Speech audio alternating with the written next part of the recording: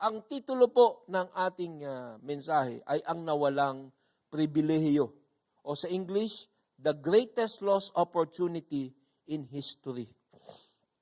5 punto po ang aking ididiskusyon sa inyo. Una, ang dakilang oportunidad. Pangalawa, ang katrayduran. Pangatlo, ang sariling hatol. Pang-apat, ang natupad na propesiya. At ang panlima, ang ani ng hatol. Doon po sa verse 33, ang kauna-unahan nating talata. Ang dakilang oportunidad. Dito sinasabi na may isang tao nagtanim ng ubas, inihanda ang ubasan at ipinagkatiwala sa mga tauhan. Gumawa siya ng pisaan ng ubas. Binakuran. Ito po ang tinutukoy dito is the nation of Israel.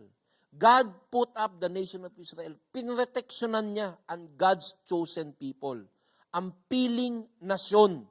At sa kauna-unahan pa ng panahon, sinabi niya, kayo ang magkakalat ng impormasyon mula sa Panginoon Diyos sa buong mundo, sa buong kasaysayan. Ipinagkatiwala sa kanila. The landowner is God the Father. The vineyard, the ubasan, is Israel. Ito pong tinatawag na Israel bilang ubasan ay isang tema na ito po ay very common na sa Old Testament, sa Lumang Tipan. Makikita po natin yan sa Isaiah 5:2. Sinasabi, hinukay niya ang lupa at inalisan ng bato. Ito pong talatang ito ay patungkol sa bayan ng Israel. Mga piling puno ng mabuting ubas ang kanyang itinanim dito. Inaalagaan ng Diyos yung kanyang mga napiling tao na magkalat ng magandang balita. Sa gitna'y nagtayo siya ng isang bantayan. Ano yung bantayan? Yung tore. God's protected people. At alam nyo, ang simbahan ay ginawa din niyang ganyan. Tayo ay inaalagaan niya rin bilang tagapaghawak ng kanyang katotohanan. Ngunit ang nauna ay ang bayan ng Israel. Nagpahukay pa ng balong pisaan. Pagkatapos nito ay naghintay siya na ang kanyang tanim ay magsipagbunga. Anong tanim? Sapagkat pag natanggap natin ang katotohanan sa Diyos, ito ay may bungang inaasahan ng Diyos. Anong bunga? Bunga ng pagsisisi. Ikaw, ilang taon na ba tayo sa Mateo? Tiningnan ko kaninang umaga yung aking computer. Ang kauna-unahang mensahe natin sa Mateo, Matthew 1, ay October 2011. 3 taon na po tayo sa Mateo. May bunga na ba? Ang napag-aralan nating buhay ng Panginoong Hesus, may pagbabago ba ang iyong buhay mula noong 2011? O tuyot pa rin? Ang sabi dito, inaasahan ng Diyos na pag naririnig ng kanyang mga tao ang kanyang katotohanan, ito ay magbubunga. Ano nangyari sa Israel? Dito sa propesiya sa Isaiah. Naghintay siya na ang kanyang tanim ay magsipagbunga. Ngunit, bakit ang kanyang napitas ay maasim ang lasa? Hindi ubas ang naging bunga ng Israel, kundi maasim na duhat. Ito po ating pinag-uusapan, 3 ang sapul. National, ecclesiastical, personal. National, ibig sabihin, national Israel. Ecclesiastical, meaning tayong kanyang simbahan na pinagpasahan ng impormasyon. Nawala kasi Israel, makikita nyo mamaya, inalis sa kanila yung pribilehiyo. Kanino inilipat? Sa atin. No? At ang dapat magkaroon ng bunga ay ang personal na tayong mga Kristiyano. Ngunit, iba ang nagiging bunga. Dito po, nalihis ang mga pari. So, yung mga katiwala ay yung tinatawag na mga priest, yung mga Pharisee. Isang napakalaking pribilehiyo po at napakalaking responsibilidad ang inaasahan ng Panginoon sa napaglaanan ng katotohanan ng Biblia. At yun ay ang Israel at tayo. Sabi sa Roma 3, kung gayon, paanong nakalalamang ang Hudyo sa hindi Hudyo? Anong advantage ng isang Hudyo sa hindi Hudyo? Ano ang kabuluhan ng pagiging tuli, meaning a Jew? circumcised. Napakarami. Una sa lahat, ang mga Hudyo ang pinagkatiwalaan ng mga mensahe ng Diyos. Kaya makikita po natin dito, tuwing linggo nandito kayo. Nakikinig. Alam mo yan? Ubasan to. Ubasan. Hindi ubusan ha. Ubasan. Tinatanggap mo yung binhi. At sabi ni Lord, psst, nasaan ang bunga? Maasim ba o matamis?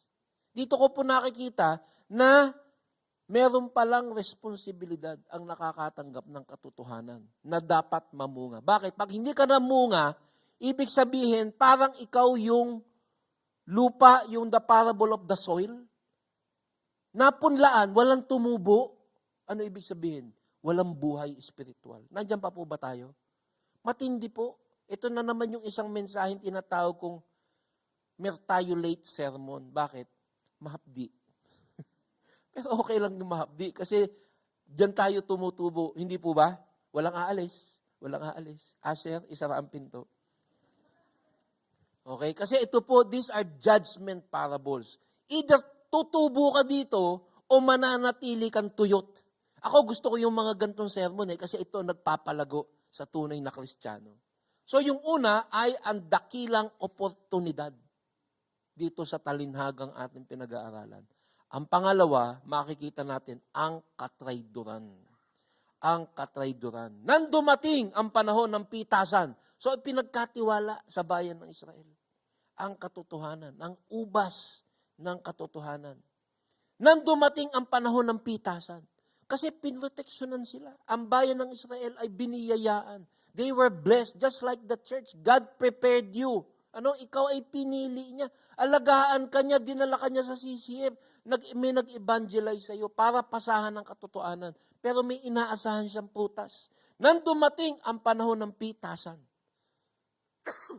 pinapunta ng may-ari ng ubasan ang kanyang mga alipin upang kunin sa mga kasama ang kaparte ng may-ari. Sino may-ari uli?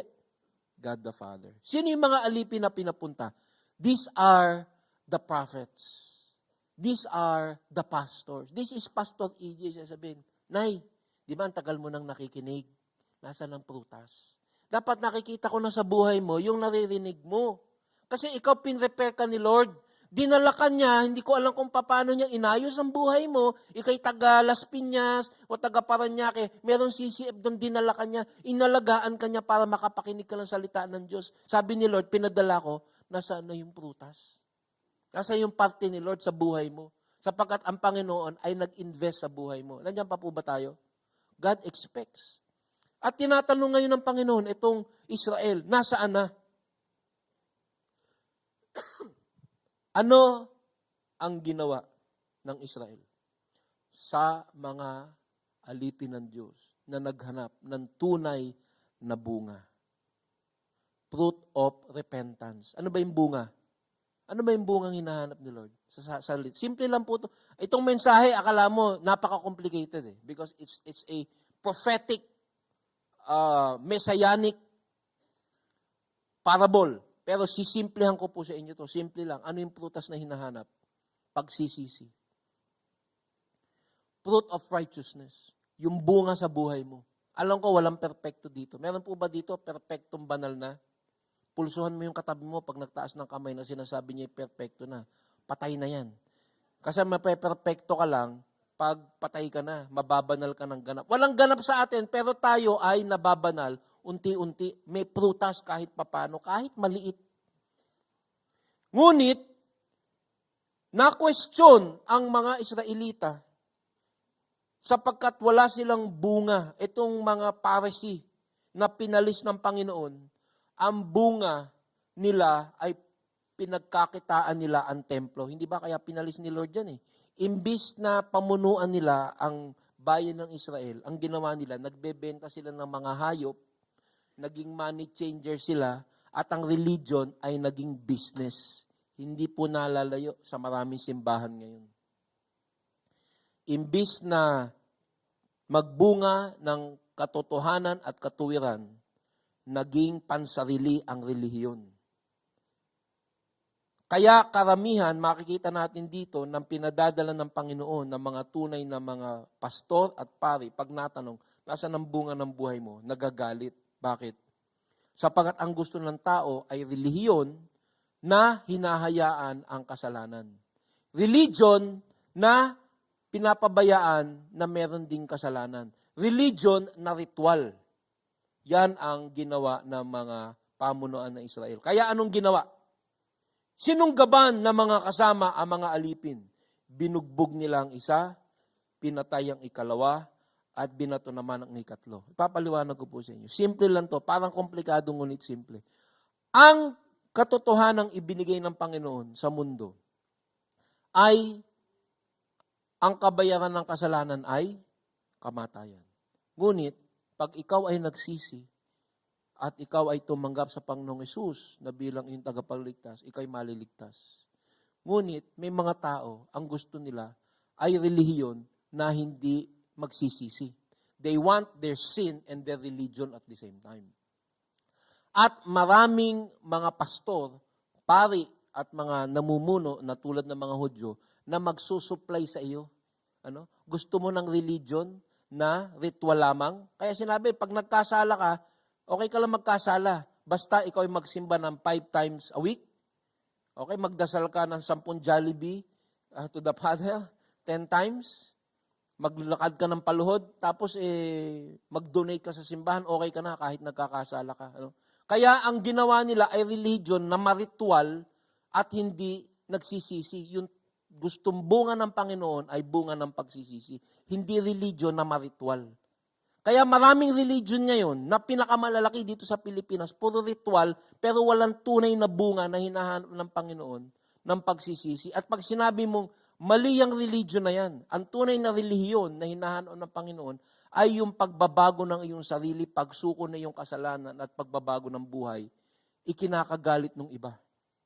Pag kino-question mo na ganun. Ang gusto nila ay relihiyon na practical at hindi ang hinahanap ng Panginoon at ang ipinipreach ng Panginoong Hesus na pagtanggap sa kasalanan at pagsisisi sa kasalanan. Kaya, yung mga propeta ng lumang tipan at kahit ang Panginoong Hesus at ang kanyang mga apostol ay nagagalit ang mga tao sa kanila sapagkat ang kanilang sinasabi ay ang tunay na prutas na hinahanap ng Panginoon. Kaya sinunggaban, sabi dito sa talinhaga, binugbog, pinatay, binato. Ang pulpito na nagsasabi, paulit-ulit, magsisi sa kasalanan, lumapit sa Diyos, isuko ang buhay, ay ang tingin ko po, bibihira na. Maraming pulpito ngayon na nagsasabi yung tinatawag na prosperity gospel. Nagbibigay ng Diyos na magpapayaman sa iyo, magbibigay na yung luho, ngunit hindi magtutuwid. Yan po ang gusto ng mga tao noon at yan ang gusto ng mga tao ngayon. At ang sinasabi dito, ibang ubasan ang lumalabas. At nung hinanap ng Diyos ang tunay na bunga, nagagalit ang mga tao at yung mga mensahero niya na tapat sa mensaheng gusto niyang iparating ay pinapatay ng mga tao. Pinapunta uli ng may-ari ang maraming alipin, ngunit gayon din ang ginawa ng mga kasama sa mga ito. Kung makikita niyo po ang mga propeta sa lumang tipan, makikita mo na marami sa kanila ay pinatay sapagkat marami sa kanila ang kanilang isinesermon ay yung mga mensaheng hindi gustong marinig ng mga tao. Pagsisisi, pagbabagong buhay, pagtaligod sa kasalanan. Tulad ni Isaiah, alam niyo po ba ang ginawa ng mga tao kay Propeta Isaiah? Nilagari sa gitna, hinati sa dalawa. Si Jeremiah, na ganun din, repent, yan ang mga sermon nila, siya itinapon sa putikan. At pagkatapos ay pinagbabato hanggang mamatay. Si Ezekiel ay ganun din ang ginawa. Si Elijah at si Amos, hinabol ng mga tao at pinatay. Si Micah, na isa ring propeta na ganyan din ang sinasabi, pagsisisi. Yung pong kanyang muka ay kanilang dinurog ng bato. At si Sakaraya, pinatay sa simbahan mismo ng mga tao. Bakit? Ang mensahe niya, ay pareho. Magsisi sa kasalanan, magbagong buhay. At naniniwala po ako na kahit ngayon, ang mga tao, hindi yan ang gusto marinig. Kaya yung pinakamalalaking simbahan, nakikita ko sa TV, ang malalaking pulpito na pinakikinggan ay hindi patungkol sa pagsisisi, kundi sa pagyaman. Ang ipinipreach doon ay ang Diyos na makapagbibigay ng luho, pero hindi masyadong nagsasalita patungkol sa kasalanan. Hell is not mentioned, sin is not mentioned. Pero ang tunay na Kristiyano, ang gusto niyan, siya'y tinutuwid. Kaya naniniwala ako, marami dito sa 3 o'clock Tagalog service ay tunay na Kristiyano. May nagsabi po sa akin, isa sa mga miyembro ng D-group ng misis ko, alam mo, sa 3 o'clock Tagalog service, kung di ka tunay na Kristiyano, hindi ka tatagal. Kasi laging sinasabi ng pastor, magsisi sa kasalanan. So either magsisi ka sa kasalanan mo, o umalis ka. Hindi mo matatagalan para kang sinisilaban. So kung ikaw'y nakaupo sa 3 o'clock Tagalog service at ikaw'y merong kasalanan na hindi mo pinagsisisihan, either batuhin mo at patayin mo ang hikaing pastor. O ikaw'y lumipat sa simbahang hindi yan ang sinasabi. Lumipat ka sa simbahan na hindi tutukuyan ang iyong kasalanan, ngunit sasabihin, magdasal ka na lang ng 5 times a day at mag-donate ka na lang sa simbahan at magsimba ka ng 3 times a week. Okay ka na. Hindi na natin tutukuyin yung iyong kasalanan. Sapagkat ang mga mensahero ng Diyos na ganyan ang sinasabi, kahit si Jesus, ba't ba pinatay si Jesus? Bakit po ipinako? Sapagkat walang ginawa si Jesus kundi tukuyin ang mga dapat baguhin ng mga tao nung kanyang panahon.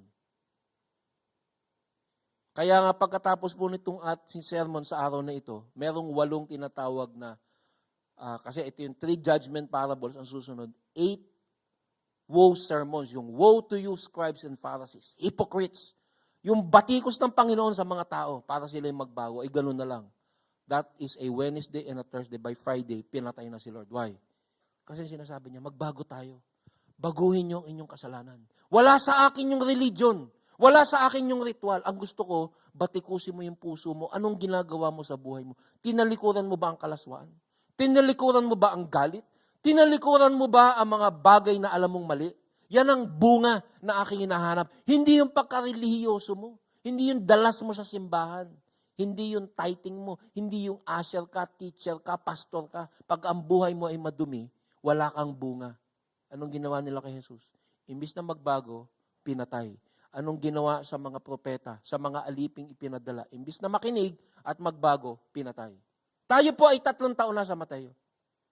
Sabi ko sa mga pastor, kay Doc Rico at saka kay Pastor George, 3 years in Matthew. Kung ating bibigyan ng summary kung ano ba ang laging sinasabi ng Panginoon doon sa kanyang 3 taon na ministeryo, ano yun? Summary. Repent. Di ba? Yan ang sabi ni Lord nung unang mag-sermon siya Repent, magsisi sa kasalanan.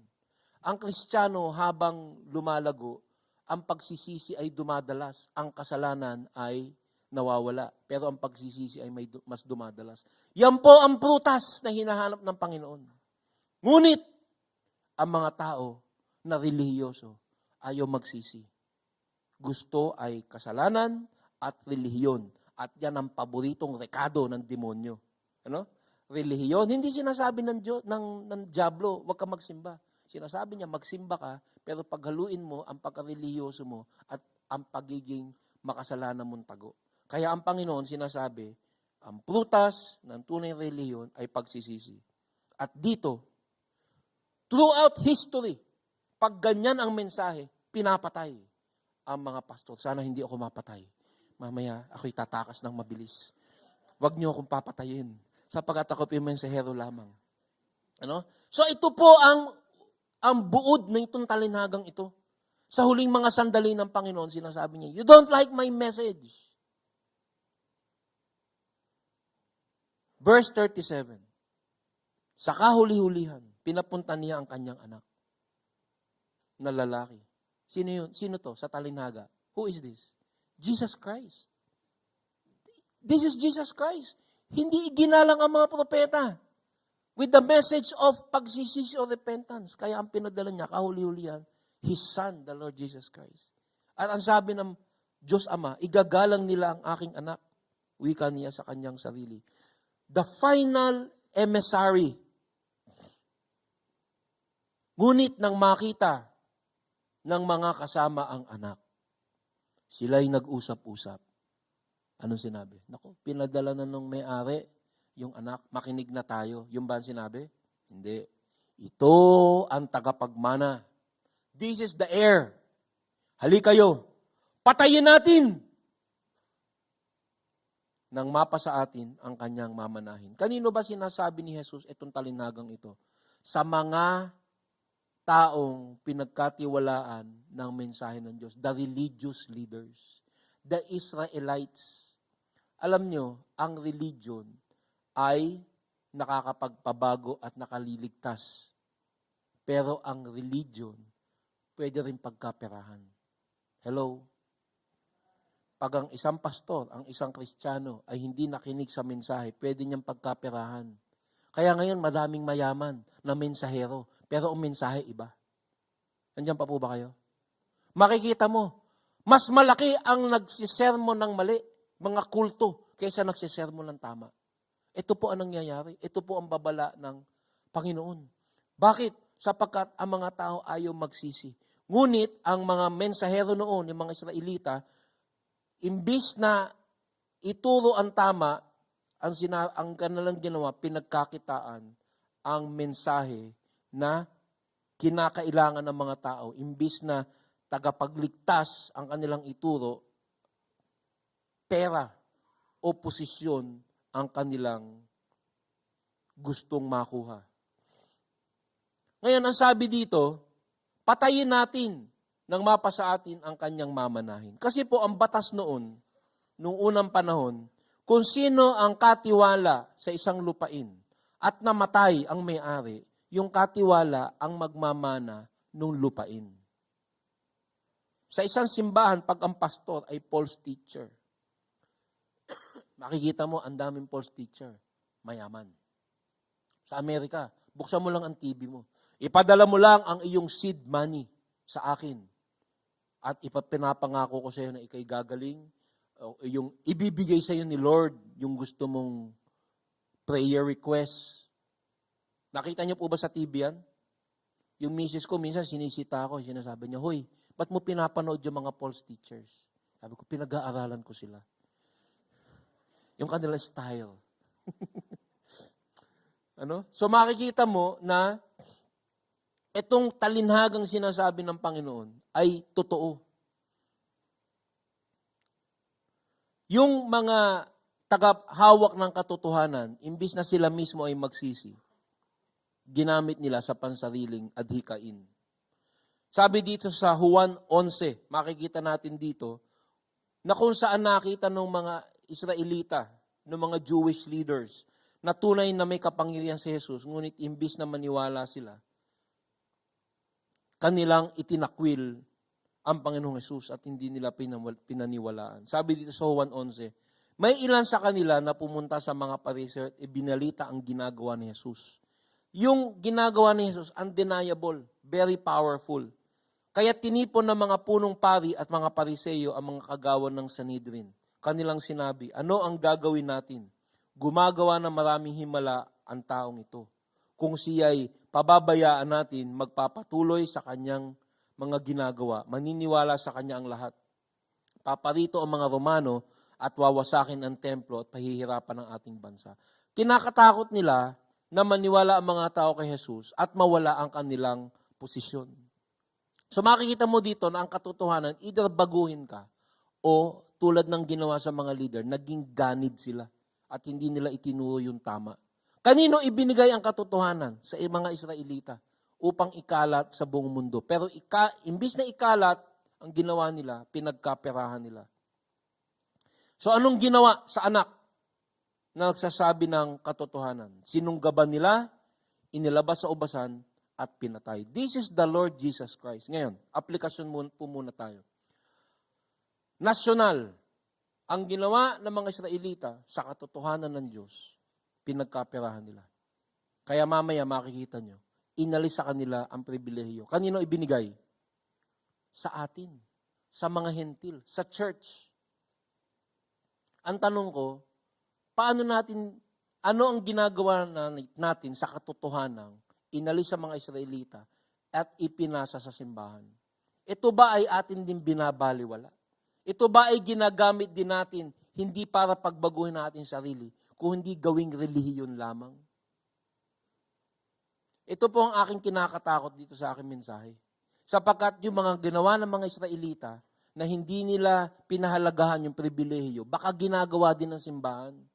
Maybe we are just being religious. Kung walang prutas sa individual na buhay ng bawat Kristiyano, yung ginawa ng mga Israelita, ginagawa din natin. Kasi babalik si Lord, sasabihin niya, nasaan ang prutas? O siguro, ako na yung mensahero na sinasabi, kongregasyon, nasa na yung prutas? Merong nag-iisip sa inyo, patayin. Patayin. At ilabas sa ubasan si Pastor EJ. At masakit ang sinasabi. No, seryoso po. How is your life? How is your life? May fruit ba? Or are you being religious? Ano yung religious? Panglabas, reliyoso. Pangloob, bulok. Makikita mo ang Panginoong Sus, galit na galit siya dyan. Ayaw niya yung religious ka, pero sa loob walang pagbabago. Anong tawag niya dyan? Hypocrite. Bawal po sa Muntinlupa yan. Bawal ang plastic. Ayaw niya yan. Simple lang po itong talinhaga. Parang napakalalim, pero simpleng-simple lang po. Pag natanggap ang katotohanan, dapat may bunga sa buhay. May bunga ba ang buhay mo? Hindi ko sinasabing perfecto ka. Pero dapat, you are holier now than last year. Mas, may prutas ka ba nitong taon na to kaysa last year? O pareho pa rin? O mas nawala pa? Dati may 3 bubut. Ngayon wala na. Tangkay na lang, tuyot pa. O natatawa tayo dyan, Pero alam mo kung sino nakakaalam dyan? Yung mga kasama natin sa bahay, huwag kang titingin sa katabi mo. Kung tatanungin ka kaya yung mga kasama natin, spiritual life, spiritual fruit, tuyot or fruitful? Huwag mo nang sagutin. So dito po sa talinhaga, na kung saan itong may-ari ng ubasan, na nag-invest sa buhay ng mga Israelita, nagtanim, nagtayo ng tore para proteksyonan ang bansang Israel upang sila ang maging tagakalat ng magandang balita. Ngunit sa kabila nito, ibang prutas o walang prutas na naibunga at hindi lang yun, pinagpapatay pa ang mga emisaryo na nangungulekta ng parte ng may-ari. At hindi lang yun, hindi lang pinagpapatay ng paulit-ulit. No? Kung ako siguro may-ari, pinatay mo yung katiwala ko, bubombahin na kita. Ba't ako magpapadala? Kasi papadala ko pa yung anak mo. Anak ko. Ito nga sinasabi nila, parang overacting yung talinhaga. Nagpadala, siguro kung isa yung pinatay, dapat itinigil mo na, dapat pinagpapatay mo na yung mga katiwala. Ngunit ito po, isinasalarawan dito yung pasensya ni Lord sa atin. Ikaw, gaano katagal na tayong Kristiyano? Ilang taon ang paulit-ulit nating narinig ang katotohanan at ilang beses na rin tayong paulit-ulit na nagkakasala. Pero ang Panginoon, napakatiaga. Matiaga ba sa iyo si Lord? Yes. Buhay pa tayo. Ang kabayaran ng kasalanan ay, ikaw ba nagkakasala? Buhay ka pa ba? Alam mo kung bakit? God's patience. Mabait siya. Iniintay niya tayo na mamunga kahit napakabagal. Meron po kaming puno ng kalamansi doon sa aming bakuran. After 5 years, sabi ko, bunutin na yan. Itapon! Tuyot na, ang pangit na tingnan, wala pang bunga. Pero ang Panginoon hindi ganun. So dito po sa istorya, yung mga nakikinig, sabi nila, sobra naman yung may-ari. Sobrang bait naman yan. Abuso na. Isinasalarawan dito sa talinhaga ni Lord na siya ay matiyaga sa ating lahat. Kung sinasabi niyong sobra yung mga Israelita, huwag kang lumayo. Ito po ay may aplikasyon. Nasyonal, Israel, ecclesiastical, sa simbahan, at personal. Kasi kung paano sila noon, madalas ganun din po tayo. Paulit-ulit na ang daming investment ni Lord ng katotohanan at mga disiplina sa buhay, hindi tayo namumunga. Tama po ba mali? Kaya ito pong mga Israelita, sa pangatlong punto, makikita natin ang sariling hatol. Kaya tinanong sila ng Panginoong Jesus, pagbalik ng may-ari ng ubasan, ano kaya ang gagawin niya sa mga kasamang iyon? So tinanong sila, ano kayang gagawin? Hindi pa nila alam na sila yung pinatutukuyan ng Panginoon. At yung sagot nila, ipinapakita nila yung kanilang katuwiran. Aba, sobra na yan. Ito yung sagot nila kay Jesus. Aba, sobra na yan. Dapat yan ay patayin. Sobrang pang-aabuso ang ito yung sagot ng mga Pariseo kay Jesus. Dapat, sabi sa verse 41, sumagot sila, lilipulin niya ang mga buhong. Ang ganda ng salitang buhong, ano? Narinig niyo naman yung salitang yan. Sino dito taga Bulacan? Yung salita ng mga taga Bulacan, very distinctive. Mga buhong! Ay, sorry. Naubutol. Mga buhong! Buhong. Ano ba yung buhong? Sobrang bait sa iyo ni Lord. Tinuturuan ka, paulit-ulit, pinatay mo pa yung mga emisaryo. Sino ba yung mga buhong na yan? Tayo po yan. Okay, when you hear God's truth and you ignore, you're the buhong. Sabi mo sa katabi mo, isa kang buhong, wag mo sabihin. Masamang salita yan. Sabi niya, sabi ng mga Pariseo, hindi nila alam sila yung tinutukoy. Kasi yung katotohanan, hindi nila tinanggap, hindi nila ina-apply sa buhay nila. Lilipulin niya ang mga buhong na iyan at paaalagaan ng ubasan sa ibang kasama. Tatanggalin ang pribilehiyo. Hindi na kayo ang simbahan, hindi na kayo ang aking nation. Paaalagaan ng ubasan sa ibang kasama, aalisin sa kanila ang katotohanan na magbibigay sa kanya ng kaparte sa panahon ng pamamitas. They don't deserve the truth. They don't deserve the truth. Hindi nila alam, yung sagot nila sa patungkol na tanong ni Jesus ay ang hatol na mabibigay sa kanila. Now, this verse 41, is a prophetic verse.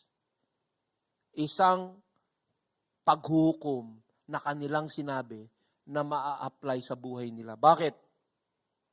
Tama.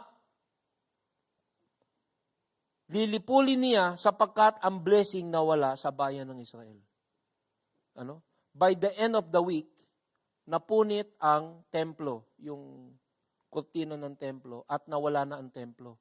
At inilipat na ang pribilehiyo na ang prutas ng katotohanan na ikakalat dapat sa buong mundo, na dapat ay trabaho, pribilehiyo ng katiwalang Israel ay inilipat na kanino?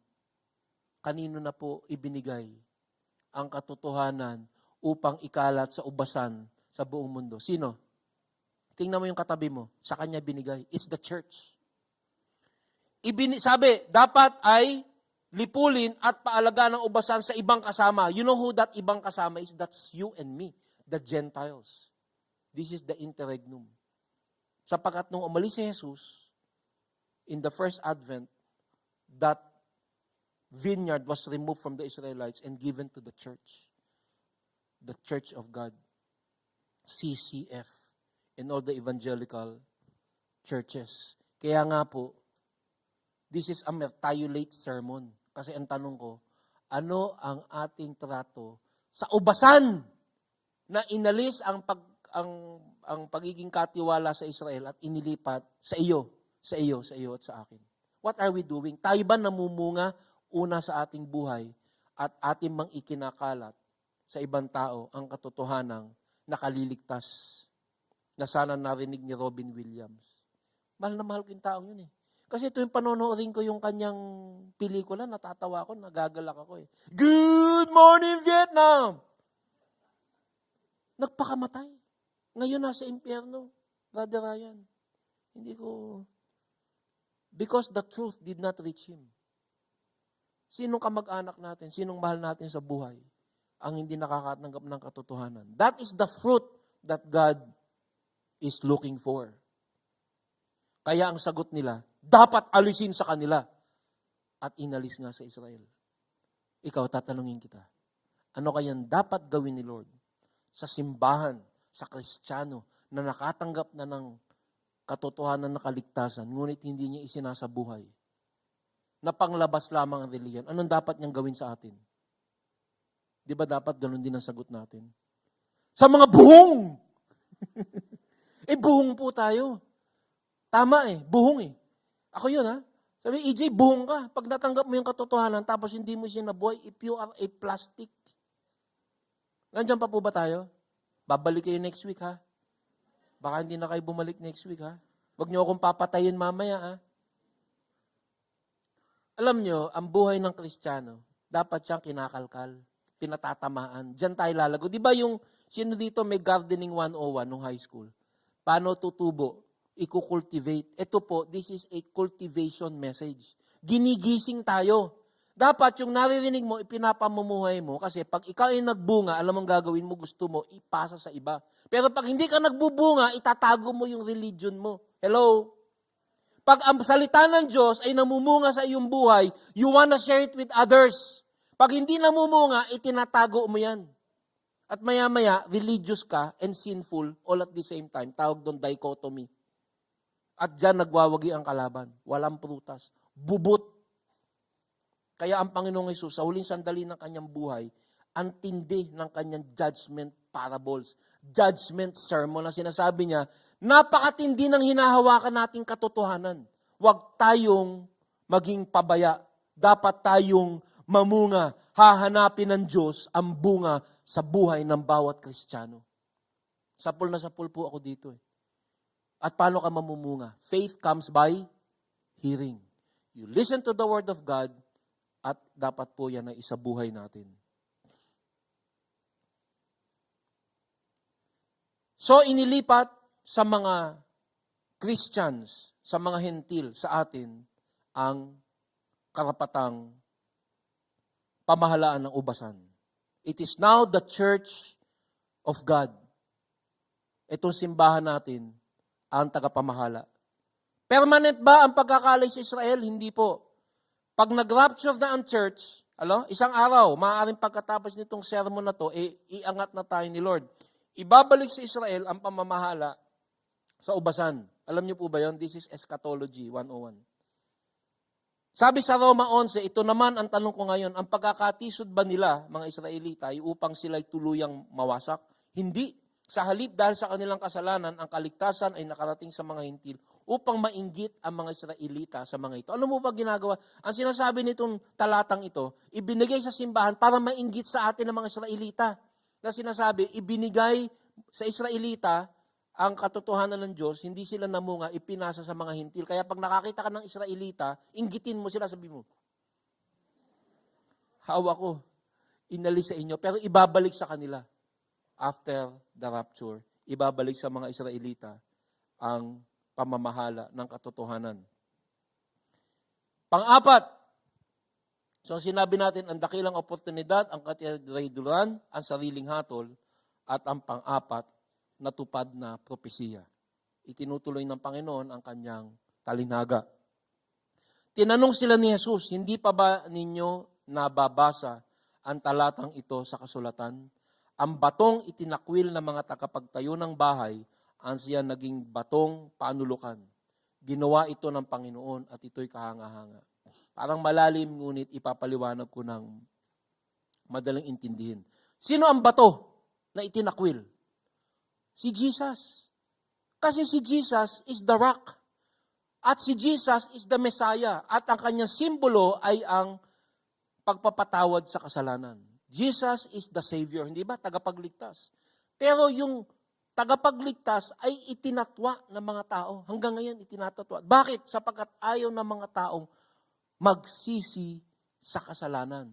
Gusto ng mga tao na relihiyon ng hindi patungkol sa pagsisisi, kundi sa blessing. We want a God that bless.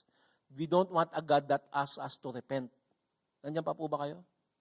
Gusto ng mga tao ay hindi magsisi, kundi mabless. One way, pragmatic religion. At nireject ang Messiah na si Jesus sapagkat ang inaasahan ng mga Israelita ay hindi Messiah tagapagligtas ng kasalanan, kundi Messiah tagapagligtas sa mga Romano, They wanted a military Messiah. They want an economic Messiah. What kind of Messiah do you want? Anong Messiah gusto mo? Messiah sa kaperahan? Messiah sa problema? Messiah ka ba? Pero hindi sa Messiah. Ayoko na. Ayoko na pagsisisi. Hindi na yan ang gusto ko. Messiah ka. So yung bato na si Jesus ay nireject ng mga Israelita. Pero ang sinasabi dito, yung batong itinakwil ng mga tagapagtayo ng bahay. Sino yung tagapagtayo ng bahay? These are the priests, the religious leaders, the Israelites. Ang siyang naging batong panulukan. Ano yung panulukan? Yun yung measurement. Tayo dito, bakit ka naandito? Bakit si Jesus ang sinusundan mo? Bakit ka Kristiyano? Kung tunay kang Kristiyano, ito yung sagot. Ako ay naandito sa CCF, Pastor EJ, sapagkat pinakita sa akin ng Diyos na ako'y makasalanan. At ako'y nagsisi. At tumago ko si Jesus na bilang aking Panginoon at sariling tagapagligtas. That's why I'm here. Yan yung panulukan. Kaya ang iyong cornerstone, yung iyong bantayan, yung iyong batayan ng iyong pagiging Kristiyano ay tama. Ito yung pundasyon. Bakit ka Kristyan? Sapagkat ako'y makasalanan at ang tagapagligtas ni Jesus, na si Jesus ay aking hiningaan ng kaligtasan. If that is your foundation, Jesus Christ is your cornerstone. Kung ikaw ay naandito sa ibang layunin, Jesus Christ is not your cornerstone. Kaya yung mga pastor na nagtuturo ng isang Mesaya ng hindi sa kasalanan, kundi Mesaya ng kaperahan at mga blessing, ibang pundasyon ang kanilang tinuturo. Kaya si Jesus ay itinakwil ng mga Hudyo. Kaya siya ipinako, Wednesday ngayon, Friday. Bakit? Kasi nakita nila na hindi niya palalayasin ng mga Romano, military Messiah, at hindi niya babaguhin ang kanilang economic position, economic Messiah. Nandiyan pa po ba tayo? Why are you following Jesus Christ? Because He saved you from sin? Or you want Him to save you from your practical needs? That is a different Messiah. So ang sabi dito sa verse 42, this is a messianic psalm. This is a messianic verse na hinango mula sa Psalm 118:22. Ang batong itinakwil ng mga tagapagtayo ng bahay ang siyang naging batong panulukan. Sapagkat ang tunay mga mananampalataya, si Jesus ang batayan ng kanilang pagkakristyano sapagkat sila ay mga nagsisi sa kanilang kasalanan at ang bunga ng kanilang pagkakristyano ay ang fruit of repentance. Kaya kung ikaw ay lumalago bilang Kristiyano, makikita mo na yung kasalanan sa'yo ay isang bagay na hindi mo na matagalan. Maaaring nagkakasala ka pa rin ngayon, pero ang bunga na makikita mo sa buhay mo, hindi mo matagalan, nagko-confess ka agad. That is the fruit. Yan ang pruweba na si Jesus ang iyong panulukan.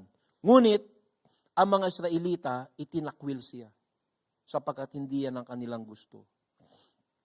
At ang natupad na propesiya ay makikita sa verse 43. Kaya nga sinasabi ko sa inyo,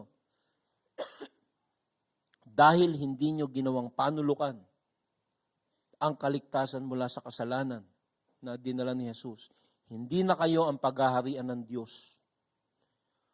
The kingdom will be taken away from you. Ito na po yung pag-aalis ng kaharian mula sa Israel at paglipat sa atin.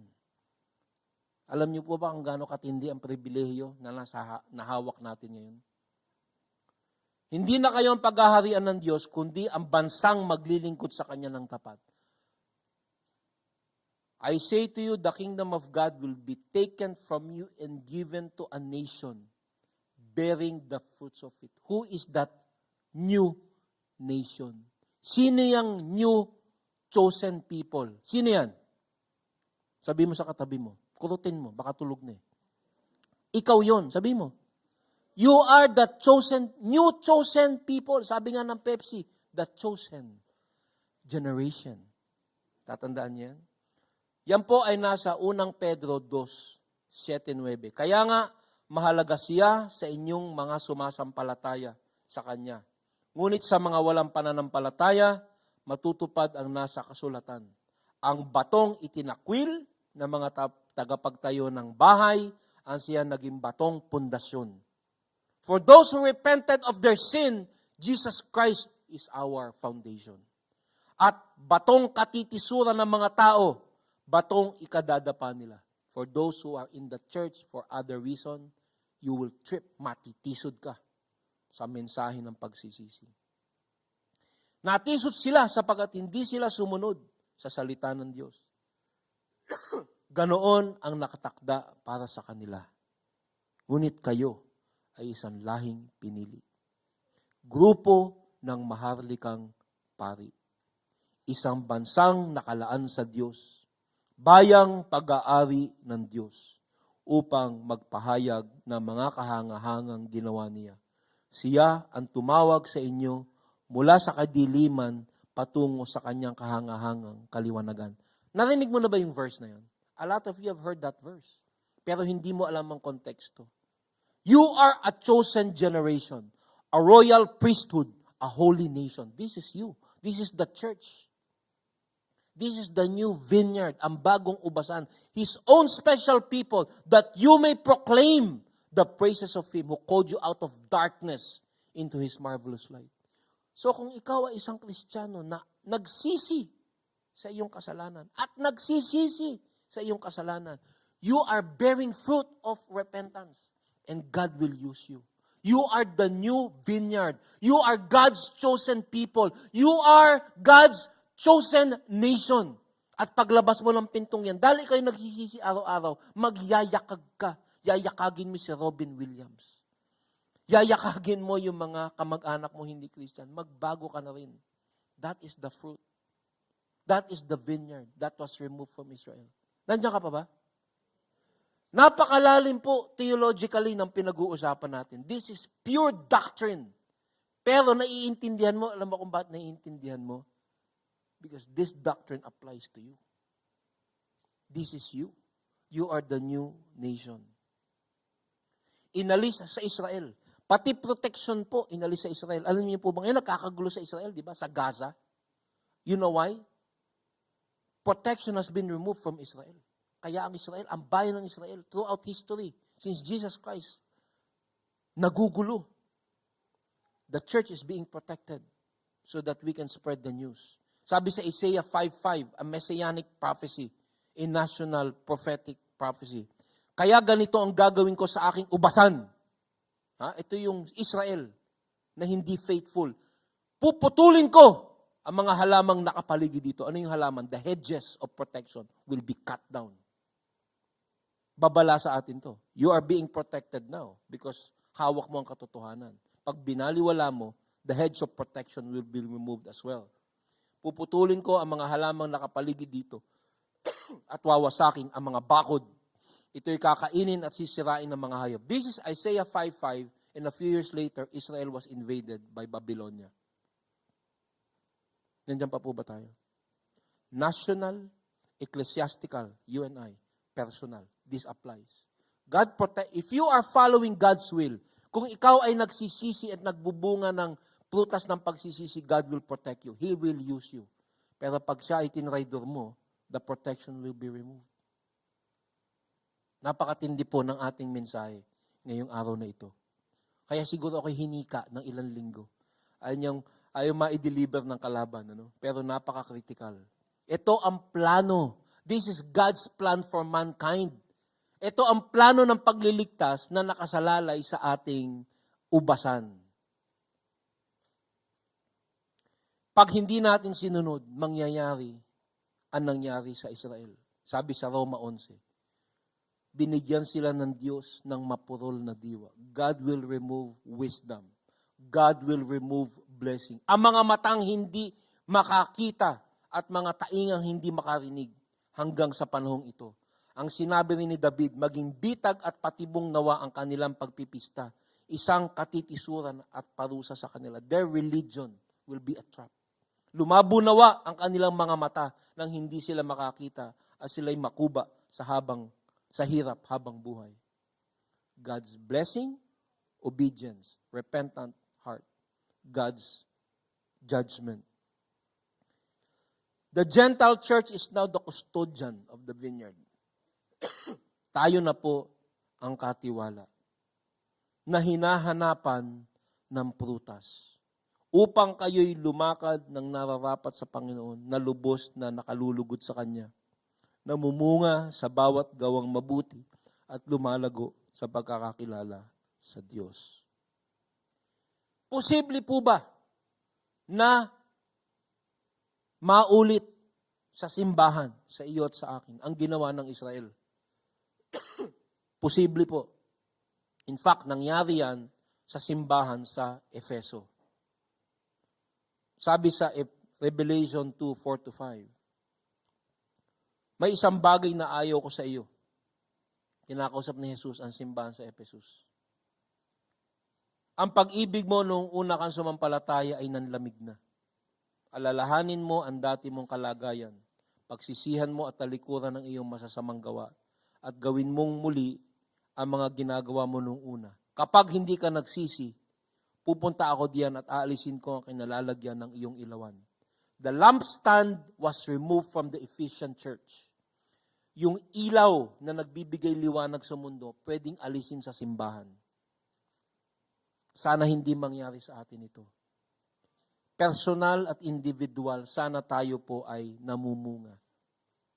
At ang huling punto, ang pag-ani ng hatol.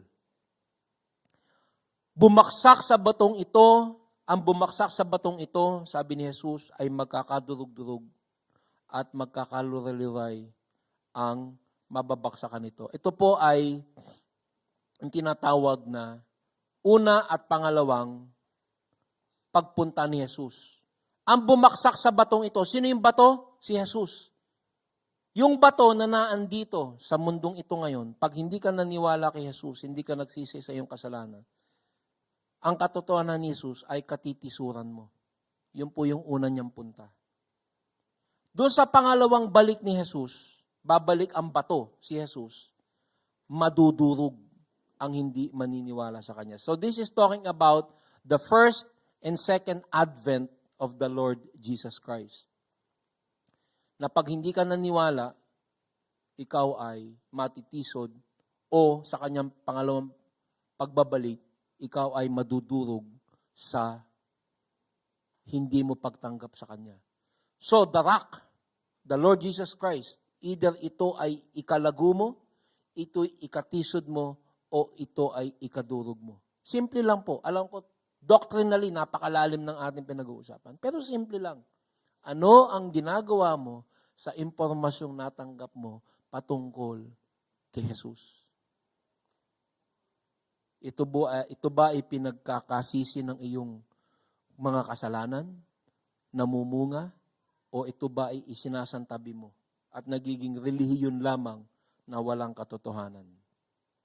Sabi sa verse 45, narinig ng mga punong saserdote at ng mga pariseyo ang mga talinghaga ni Jesus at naunawaan nilang sila ang pinatatamaan niya. So ito po, alam na nila, bigla nilang na-realize na sila yung pinatatamaan. Medyo mabagal lang, mapurol yung isip nila. Ba't tayo yata pinatatamaan itong si Jesus? Tama po, sila nga ang pinatatamaan. At nagalit sila at gusto nilang patayin. Kita nyo? Gusto talagang patayin yung nagdadala ng katotohanan. Sabi sa verse 46, the last verse, dadakpin sana nila siya, ngunit natakot sila sa mga tao sapagkat kinikilala ng mga ito na propeta si Jesus. Gusto nilang hulihin at ipako na si Jesus nung Miyerkules pa lang. Ngunit, popular pa si Jesus nung Miyerkules Kaya hindi nila madakip. Pero by Friday, ang buong Jerusalem ay bumaling na laban kay Jesus. At imbis na si Barabas ang ipako, sino ipinako? Si Jesus. Kasi ayaw nila yung mensahe ng pagsisisi na dinala ng Panginoon. Mahaba po at nagpapasalamat ako at hindi kayo umalis at hindi nyo ako binato at pinagpapatay. Mahaba ang ating mensahe, ngunit napaka-critical. Tayo ngayon ang pinagkakatiwalaan ng mensahe. Ang gusto ng Lord, mamunga. Mamunga ang bawat buhay. Kung hindi ka namumunga, bukas ng umaga, gumising ka ng maaga. Sabi mo, Lord, no fruit. I am a bubot Christian. Bubot po, Lord. Ang dami mo nang ibinigay na katotohanan. Naging religious ako, Lord, pero alam mo, Lord, wala nang pagbabago. Maawa ka sa akin. Alam mo, gustong-gusto ni Lord ng ganyang panalangin. Diyan uusbong ang bunga. Yan yung fruit of repentance. Kasi nagiging honest ka, Lord, ang tagal ko ng Kristiyano. Bumabalik ako sa dati. Yung aking pagmamahal sa salita, nawawala. Yung aking unang pag-ibig, my first love, nawawala. Kinukumpisal ko sa iyo yan, ibalik mo yung aking dating pagmamahal sa iyo. Mamumunga ka. Because that's the kind of prayer that God wants. Humble, repentant. And God will give you fruit and He will use you. Tayo po'y manalangin.